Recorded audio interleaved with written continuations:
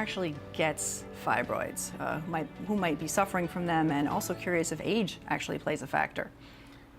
Age absolutely plays a factor, and of course women get uterine fibroids, and the incidence of uterine fibroids increases with age.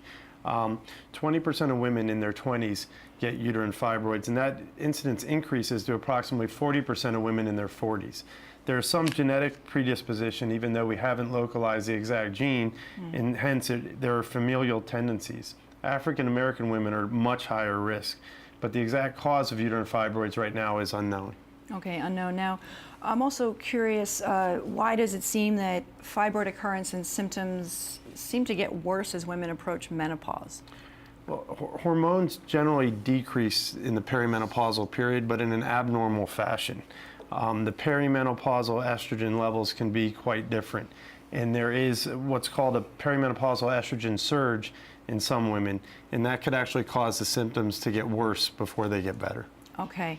Dr. Benenati, let me ask, your colleague just mentioned, there's not really a specific pinpoint, if you will, or a cause to why fibroids happen in the first place. So are there theories about this?